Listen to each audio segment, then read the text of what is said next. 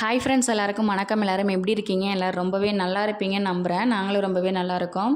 இன்றைக்கி வீடியோவில் எதை பற்றி பார்க்க போகிறோன்னா, டைட்டில் தம்ப்நெயிலே பார்த்துருப்பீங்க. வீட்டை எப்போவும் நீட்டாக க்ளீனாக எப்படி வச்சுக்கிறது அப்படிங்கிறத பற்றி தான் நான் சொல்ல போகிறேன்.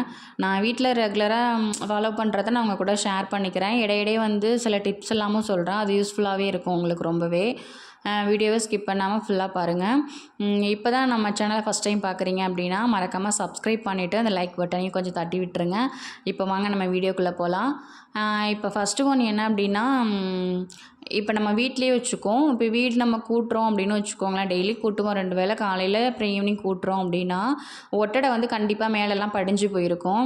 ஒட்டடை இருக்குது அப்படின்னு சொல்லிட்டு கொஞ்சம் சேர்ந்ததுக்கப்புறம் தட்டி விட்டுக்கலாம் அப்படின்னு சொல்லிட்டு இப்படி சேர்த்து வைக்கிறது என்னாகும், 1 மந்த்துக்கு ஒன்ஸ் அந்த மாதிரி தட்டி விட்டுக்கலாம் அப்படின்னா நீங்கள் அதுக்காக ரிஸ்க் எடுத்து ஃபுல்லாக அடிக்கும் போது ரொம்ப கஷ்டமாக இருக்கும். அந்த மாதிரி அந்த கஷ்டத்தை ஏன் நம்ம பண்ணிவிட்டு இப்போ டெய்லி நம்ம கூட்டுறோம் அப்படின்னா டெய்லியும் அடிக்கணும்னு தேவை கிடையாது. லைட்டாக படிகிறது உங்களுக்கே தெரியும். ஒரு 1 வீக்கு ஒன்ஸ் இல்லை 4 டேஸ் 5 டேஸ்க்கு ஒன்ஸ் என்ன பண்ணுறீங்கன்னா, வீடு கூட்டும் போதே லைட்டாக தெரிகிற இடத்துல டக்குன்னு அடித்து விட்டுட்டீங்க அப்படின்னா நீங்கள் ரிஸ்க் எடுத்து ஒரு நாள் வந்து மெனக்கெட்டுக்கிட்டு நீங்கள் வந்து அதை கொட்டை அடிக்கணும்னு தேவை இருக்காது. வீடும் நீட்டாக இருக்கும். வீடு கூட்டுறப்போ பண்ணுறது தானே, ரொம்பவும் இருக்காது. நீங்கள் கொஞ்சமாக வரும்போதே நீங்கள் தட்டிட்டீங்க அப்படின்னா அதிகமாகவும் இருக்காது, உங்களுக்கு வேலையோட சிரமமும் இருக்காது. அது மாதிரி ஃபாலோ பண்ணிக்கோங்க. நான் எப்போவும் இந்த மாதிரி பண்ணுவேன். அதுக்கப்புறம் என்னென்னா, வாசலில் வந்து செப்பல்லாம் போடுறோம்ல, செப்பல் போடுறதுல வந்து செப்பல் ஸ்டாண்டு இருந்துச்சுன்னா கரெக்டாக செப்பல் ஸ்டாண்டு இருந்தாலுமே சில பேர் கரெக்டாலாம் அடுக்கிறது கிடையாது. செப்பல் ஸ்டாண்டு இருந்துச்சுன்னா கொஞ்சம் நீட்டாக அடுக்கி வச்சுக்கோங்க. வீட்டுக்குள்ளே வந்து ஃபஸ்ட்டு யாராவது வராங்க அப்படின்னா வாசல் தான் நல்லா இருக்கணும் இல்லையா? வாசலில் செப்பல் அங்கேயும் செதறி போடுற மாதிரி போட்டு வச்சுருந்தீங்கன்னா வர்றவங்களுக்கும் ஒரு முகம் சுளிக்கிற மாதிரி இருக்கும். அந்த மாதிரி வாசல்லையும் செப்பலை கண்ட பயணிக்கு வந்து போடக்கூடாது.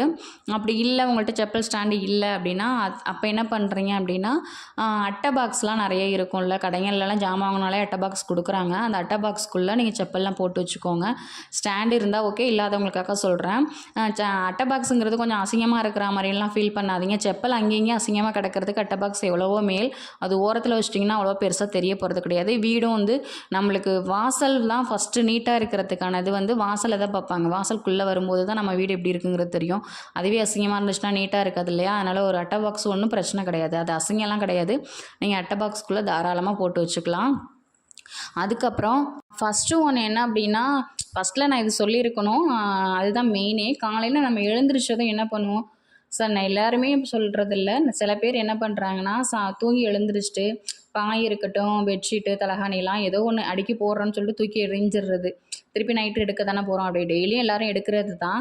அதே ஒரு நீட் பண்ணி வைக்கலாமே. ஒரு பெட்ஷீட்டு கலைஞ்சிருக்கு பெட்டில் போட்டிருக்கிறதுனா அதை கொஞ்சம் நீட் பண்ணிவிட்டு தலகாணியெல்லாம் ஒரு சைடில் அடுக்கிட்டு பெட்ஷீட் அந்த மாதிரி அடுக்கி வச்சிட்டோம் அப்படின்னு வச்சுக்கோங்களேன். அதுவே நீட்டாக இருக்கும். நம்மளுக்கு பார்க்குறதுக்கே ஒரு மனசு திருப்தியாக இருக்கும். ஏன்னா தானான்னு போட்டுட்டு அது எப்படி ரெகுலராக எடுக்கிறது தான். நைட்டு தானே எடுக்க போகிறோன்ட்டு சில பேர் என்ன பண்ணிடுறாங்கன்னா அசிங்கமாக போட்டு வைக்கிறது. அதுவே வந்து வீட்டை வந்து அலங்கோலமாக காட்டுற மாதிரி இருக்கும். அது ஒரு நீட்னஸாக அழகாக அடுக்கி வச்சிட்டிங்கன்னா நம்மளுக்கும் ஒரு மன திருப்தியாக இருக்கும். அதை ஃபஸ்ட்டு பண்ணிவிடுங்க எப்போவுமே. பண்ணாதவங்களுக்காக சொல்கிறேன் இதுனா. எப்போவுமே அது பண்ணிங்க கொஞ்சம் நீட்டாக இருக்கும். அதே மாதிரி துணி வந்து காய வைக்கிறோம் அப்படின்னு வச்சுக்கோங்களேன். காய வச்சுட்டு எடுத்துகிட்டு வந்து போடுறோம்னா ரொம்ப அலுப்பு பட்டுட்டு உடனே மடிக்கிறதுங்கிறது ஒரு 80% பேர் வேணே சொல்லலாம். நல்லாவே எடுத்து கொண்டுட்டு வந்து உடனே மடிக்கிறதுங்கிறது யாருமே பண்ணவே மாட்டாங்க. எடுத்து வச்சுட்டு நான் இன்றைக்கி மடிப்போம், நாளைக்கு மடிப்போம், அப்புறம் மடிப்போம்னு வச்சுக்கேன். அது கொஞ்சம் அசிங்கமாக தானே கிடக்கும். அதை உடனே நீங்கள் மடித்து வச்சுட்டு கொஞ்சம் நீட்டாக இருக்கும். இன்னொரு ஐடியா சொல்லிடுறேன். அப்படி சப்போஸ் உங்களுக்கு எடுத்துகிட்டு வந்ததுமே மடிக்க முடியல அப்படின்னா கண்டிப்பாக எல்லார் வீட்லேயுமே வந்து லேடிஸ் வந்து சீரியல் பார்க்குறதுலாம் வழக்கம் தான். ஃபுல் அண்ட் ஃபுல் ஒர்க் பண்ணிக்கிட்டே இருக்க போகிறது கிடையாது. சீரியல்லாம் சில டைம் பார்ப்பீங்க. உட்காந்து பார்க்குறீங்க அப்படின்னா அந்த டயத்தில் எடுத்து நீங்கள் மடிச்சிங்கன்னா சீரியல் பார்க்குற டயத்தில் சீரியல் பார்த்துருவீங்க. அதுக்கு தகுந்த மாதிரி உங்களுக்கு ரொம்ப பெரிய மலைப்பாக இல்லாமல் துணியையும் மடித்து வச்ச மாதிரி ஆகிடும். வீடும் நீட்டாக இருக்கும் இல்லையா? அதை ஃபாலோ பண்ணுங்கள். அந்த மாதிரி பண்ணலாம். நான் அப்படி தான் பண்ணுவேன். சீரியல் பார்த்துருக்கிற டயத்துலலாம் வந்து என்ன பண்ணுவேன்னா துணி எடுத்துகிட்டு வந்து மடித்து வச்சுருவேன். அந்த மாதிரி ட்ரை பண்ணுங்கள். அதே மாதிரி குளிச்சுட்டு நம்ம அழுக்கு துணியை வந்து அப்படியே போட்டுட்டு வர்றதுங்கிறது பண்ணாதீங்க. அதுவும் நீட்டாகவே இருக்காது. ஒரு அழுக்கு துணிக்காக ஒரு பக்கெட் வாங்கி வச்சுட்டு அதில் போட்டுட்டு க்ளோஸ் பண்ணிட்டீங்க அப்படின்னா வெளியில் துணி இருக்கிறது தெரியாது. கொஞ்சம் நீட்டாகவும் இருக்கும். அது ஃபாலோ பண்ணிங்க. அதுக்கப்புறம் பாத்ரூம் நீங்கள் போகிறீங்க அப்படின்னு பாத்ரூம் போகிற டைம் போயிட்டு வரீங்க அப்படின்னா என்ன பண்ணுவோன்னா ஓரளவுக்கு நான் சோப்பு கரெல்லாம் படிஞ்சு போனதுக்கப்புறம் உட்காந்துட்டு அலசிட்டு கை வலிக்க தேய்ச்சிட்ருப்போம். அந்த மாதிரி இல்லாமல் லைட்டாக படியுது உங்களுக்கு தெரியுது க்ளீன் இல்லை அப்படின்னு அப்படின்னு தெரிஞ்சாலே ஒரு 3 டேஸ்க்கு ஒன்ஸ் ஆகுது லைட்டாக நீங்கள் அலசி விட்டீங்க அப்படின்னாலே நல்லாயிருக்கும். நீங்கள் ரொம்ப போட்டுக்கிட்டு தேய்க்கிறதுக்கும் லைட்டாக தேய்க்கிறதுக்கும் டிஃப்ரெண்ட் இருக்குல்ல. அப்போக்கப்போ லைட்டாக அழுக்காகுது இன்னும் தெரியுது சோப்பு கரெலாம் படியுதுன்னா அப்போ உடனே நீங்கள் பண்ணி விட்டிங்கன்னா அதுவுமே நீட்டாகவே இருக்கும். அந்த மாதிரி ஒவ்வொரு தடவை நீங்கள் பாத்ரூம் போகும்போதும் நீங்கள் பினாயில் வந்து ஒவ்வொரு தடவை ஊற்றணும் அப்படின்லாம் கிடையாது. ஒரு 1/4 பாட்டில் பினாயில் அப்படின்னா 1/2 பாட்டில் வந்து தண்ணி ஊற்றிட்டு ஒரு 3/4 பாட்டில். இதனால் ஸ்மெல்லு வருமோ வராதோன்னெலாம் நீங்கள் டவுட்டே பட வேணாம். ஸ்மெல்லு சூப்பராகவே இருக்கும். 1/4 பாட்டிலுக்கு 1/2 பாட்டில் தண்ணி தாராளமாக ஊற்றிட்டு ஒவ்வொரு டைமுக்கும் வந்து நீங்கள் போயிட்டு திருப்பி ரிட்டன் வரும்போது நீங்கள் லைட்டாக பினாயில் அப்படியே அங்கே இது பண்ணிட்டு வந்தீங்கன்னு வச்சுக்கோங்களேன். ஊற்றிட்டு வரீங்க லைட்டாக கொஞ்சமாக ஊற்றினாலே போதும். வாசனையாகவும் இருக்கும். பாத்ரூம் வந்து நீட்டாகவும் நமக்கு இருக்கும் நம்மளுக்கு. அந்த மாதிரி ட்ரை பண்ணுங்கள். குளிச்சுட்டு அழுகு துணிலாம் வந்து நான் பக்கெட்டில் போட சொன்னோம்ல, அது வந்து நீங்கள் மெஷினில் வாஷ் பண்ணுறீங்க வீக்லி ஒன்ஸ் இல்லை 4 டேஸ்க்கு ஒன்ஸ் நீங்கள் பண்ணுறீங்க அப்படின்னா ஓகே. டெய்லியும் வந்து கையால் தான் வாஷ் பண்ணுவீங்க அப்படின்னா டெய்லியுமே துவைச்சி போட்டுடலாம். அது நீங்கள் சேர்த்து வைக்கணுன்ட்டு அவசியம் இல்லை. ஏன்னா 2 நாள் 3 நாளைக்கு சேர்த்து வைக்கிறதுனால உங்களுக்கு துவைக்கிறதுக்கு தான் ரொம்ப கஷ்டமாக இருக்கும். அன்னன்னைக்கு துவைச்சி பாருங்களேன், ரொம்பவே ஈஸியாக இருக்கும். நான் வந்து மேக்ஸிமம் தம்பியோடது என்னோடது வந்து நான் கையால் தான் துவைப்பேன். மாமாவோடது மட்டும்தான் நான் மிஷினில் போடுவேன். சுத்தமாக முடியல ரொம்ப அப்படின்னா மட்டும் வந்து நாங்கள் மிஷினில் போடுவோம். அப்போ வேணால் சேர்த்து போடுவோம் 4 நாளைக்கு ஒரு தடவை. மற்றபடி கையால் துவைக்கிறப்ப அன்னன்னைக்கு துவைக்கிறது தாங்க ரொம்பவே ஈஸியாக இருக்கும். சேர்த்து வைக்கும்போது நம்மளுக்கு கையும் வலிக்கும். எனர்ஜி துணி கையால் துவைக்கிறதுங்கிறது எவ்வளோ கஷ்டங்கிறது நல்லாவே தெரியும். ரொம்ப கஷ்டமாக இருக்கும். அதனால் வந்து மேக்ஸிமம் கையால் துவைக்கிறீங்கன்னா டெய்லியுமே துவைச்சி போட்டுருங்க. அதுவே ரொம்ப ஈஸியாக தான் இருக்கும். பார்க்குறதுக்கும் நீட்டாக இருக்கும். அதை ட்ரை பண்ணுங்கள். அதுக்கப்புறம் மெயினான ஒரு விஷயம் என்னென்னா லேடிஸ் வந்து சுத்தமாக இருக்காங்களா இல்லையாங்கிறத வந்து அடுப்படியில் தான் பார்ப்பாங்க அப்படின்னு சொல்லுவாங்க. அது உண்மை தான். அடுப்பில் வந்து அடுப்படி அப்படின்னா இப்போ கிச்சன் அப்படின்னு பார்க்குறாங்கன்னு வச்சுக்கோங்களேன். கிச்சனில் சிங்கில் எப்போ பார்த்தாலும் இப்போ ஒரு ஜாமான் வந்து இருந்துக்கிட்டே இருக்குது அப்படின்னா அதுவே ஒரு நீட்டாக இல்லாதது மாதிரி இருக்கும். கிச்சனே நீட்டாக இல்லாத அசிங்கமாக இருக்க மாதிரி இருக்கும். நீங்கள் அப்பப்போ சமைக்கிறீங்க அப்படின்னா கையோடையே வந்து ஒரு ஜாமான் தானே இருக்குது 2 தானே இருக்குது அப்புறம் கழுவிக்கலான்ட்டு நம்ம சோம்பேறித்தனம் படுறது வந்து நிறைய சேர்ந்துரும். நம்மளுக்கு கழுவுறதுக்கும் கஷ்டமாக இருக்கும். அப்பப்போ கழுவிட்டிங்க அப்படின்னா நம்மளுக்கு ஈஸியாகவும் இருக்கும். கிச்சனும் கொஞ்சம் நீட்டாக இருக்கும்.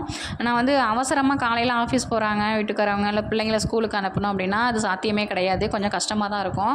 அப்போ என்ன பண்ணுறீங்க, எல்லாருமே அனுப்பி விட்டுட்டு இருக்கிறது மொத்தமாகவே கழுவிடுங்க. அப்புறம் ஈவினிங் கழுவிக்கலாம், லேட்டாக கழுவிக்கலாம், மதியம் கழுவிக்கலாம் அப்படின்னு சொல்லிட்டு வச்சிங்கன்னா ரொம்ப சேர்ந்துக்கிட்டே தான் இருக்கும்.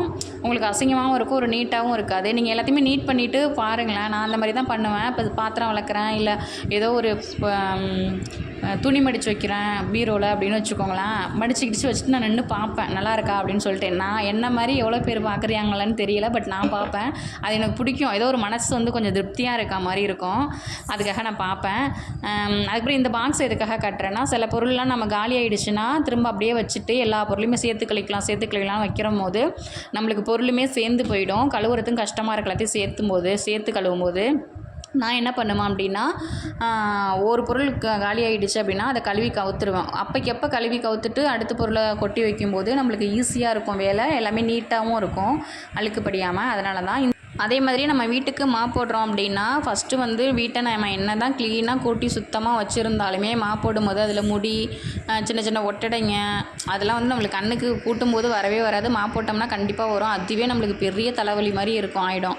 நம்ம மாப் போட்டு முடிக்கிறதுக்கும் அதை ஒன்று ஒன்றா பொறுக்கி கொண்டு போயிட்டு போடுறதுக்கும் அந்த மாதிரி இருக்கிறதுக்கு நீங்கள் எந்த பக்கெட்டில் வந்து மாப் போட போகிறீங்களோ அதில் மக்கு அந்த மாதிரி மாட்டி விட்டுட்டிங்கன்னு வச்சுக்கோங்களேன். கையில் எடுக்கிறப்பெல்லாம் வந்து அந்த மகளே போட்டுட்டிங்கன்னா லாஸ்ட்டாக எடுத்து கொட்டுறதுக்கு ஈஸியாக இருக்கும். உங்களுக்கு வேலையும் மிச்சமாக இருக்கும்.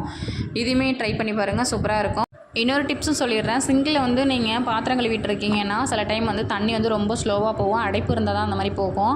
அதுக்கு என்ன பண்ணுறீங்கன்னா 2 ஸ்பூன் அளவுக்கு பேக்கிங் சோடா போட்டுட்டு கொஞ்சமாக வினிகர் ஊற்றி விட்டுட்டிங்கன்னா உள்ளே இருக்கிற அடைப்பு கசடு எல்லாமே நல்லா க்ளீன் ஆகி போயிடும். உங்களுக்கு தண்ணியும் நல்லா நிற்காமல் நல்லா போகும்.